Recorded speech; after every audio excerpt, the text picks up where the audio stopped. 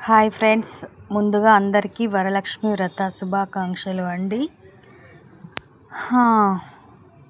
పొద్దుటి నుంచి ఒకటే హడావిడి అండి. వరలక్ష్మి వ్రతం పూజ చేసుకోవాలి అని నిన్నటి నుండి ఒకటే షాపింగ్స్, క్లాత్స్, గాజులు, ఫ్లవర్స్, పూజా సామాన్లు అన్నీ తీసుకొచ్చుకున్నాము. నిన్నటి నుండి షాపింగ్. మార్నింగ్ లేచి ఇవాళ 4 o'clock లేచి ఇంట్లో పని అంతా శుభ్రంగా నీట్గా చేసుకొని కల్లాపి చల్లుకొని ముగ్గులు వేసుకొని మార్నింగ్ నుండి ఇప్పటి వరకు ఒకటే హడావిడి అండి.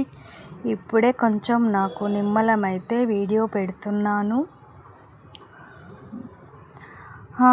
లేచి ఫ్రెష్ అప్ అయి ఇంట్లో పని అంతా చేసుకొని రెడీ అయి ఇంట్లో పూజ చేసుకొని ఇవాళ ఏం టెంపుల్ అంటే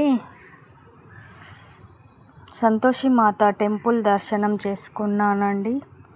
ఇవాళ ఫస్ట్ వాయనం అమ్మవారి గుళ్ళో తీసుకున్నాను. సంతోషి మాత అమ్మవారి గుళ్ళో వాయనం తీసుకున్నాను. వరలక్ష్మి వ్రతం ముత్తైదువుగా ఉండాలి, నిండు నూరేళ్ళు సౌభాగ్యంతో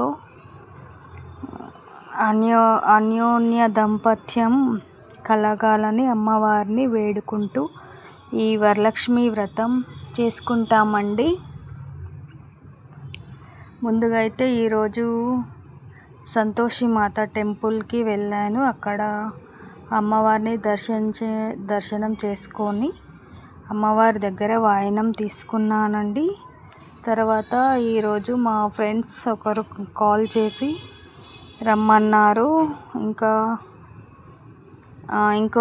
ఇద్దరు ఫ్రెండ్స్, ఇంకా మా మామయ్య వాళ్ళ కూతురు, తను కూడా లక్ష్మీ వ్రతం చేసుకుంటే వాయనానికి పిలిచారండి. ఇవాళ ఇప్పటి వరకు 4 వాయనాలు కంప్లీట్ అయిపోయాయి. నలుగురి ఇళ్ళల్లోకి వెళ్ళి వాయనం తీసుకున్నాము. ఇది మా ఫ్రెండ్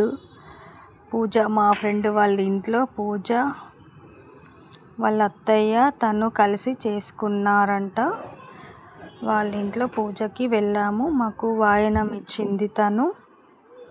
ఇది మా మామయ్య వాళ్ళ కూతురు వాళ్ళ ఇంట్లో పూజ అండి.